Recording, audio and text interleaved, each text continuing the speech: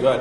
Well, we just had a good meeting with the governor, talked about a lot of these small bills that are coming up in regard to environment, agriculture and veterans, transportation, economic development, and some of the concerns that we have and some of the concerns that the governor has, and certainly want to work toward a productive end of session, but we also want to make sure that the problems in these bills are addressed on the upside rather than after they pass. So we want to get information to the Democrats on some of the objectionable provisions in some of these bills. Probably the biggest hang-up I think I see in the works right now is in the economic development bill. There's a loan forgiveness for over $30 million for the River Center, Xcel Center complex.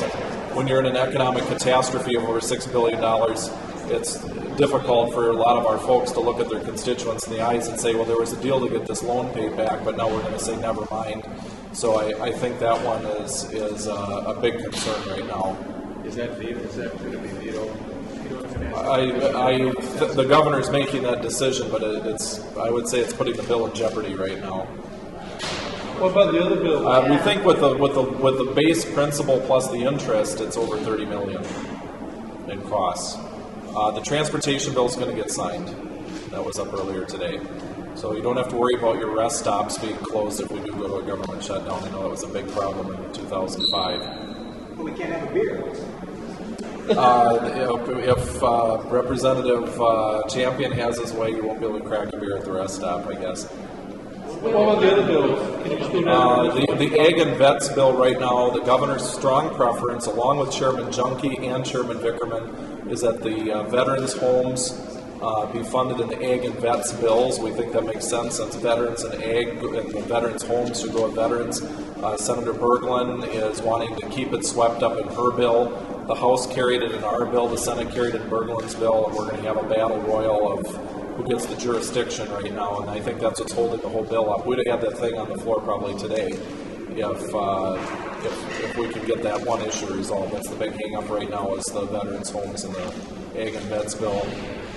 Economic development, the main thing is I think the loan forgiveness and the environment and energy bill. There's some, dollar provisions I think that might be a little bit over his target. I'm going to sweep through and look for potential line item vetoes. There's some language in there on chemicals and assessments and all that kind of thing that we're going to have to look at and see if we're going to drive 3M out of the state or if it's something that they can live with. And so we're still doing an analysis on that one right now. So the environment bill is line item appropriation? Possibly. Yep. Yeah, possibly. We don't know, but we're going to sweep through all these bills and look for any appropriations that we might be able to come up with some money.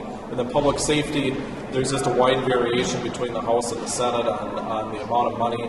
The Senate barely got their bill passed off the floor, and so they kind of had the free Barabbas model of letting people serve a percentage of their time or whatever. There's a lot of trouble with that one. The governor, I think is looking at their fee schedule and the list of what they call payables and what goes on the payable list and at what amount. And so that one is achievable. Representative Cornish said that they're working quickly and their deadline is tonight, I think at midnight. And human services and taxes are just such a mess. We don't even get started on that. Apparently, Human Services has a $500 million reduce the weighted load target? The governor did not said he didn't know anything about setting a target in human services, so we talked about it in there.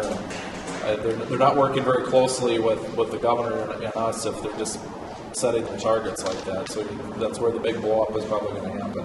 Speaking of blow up, did you hear the speaker earlier today said essentially she's ready to take it to the people? Well, I don't know what taking it to the people is. I mean, she's taking it to the people with a club if she goes to special session and shuts the government down just to try to extract more taxes out of their pockets. So taking it to the people with town meetings, we did that back in February or March.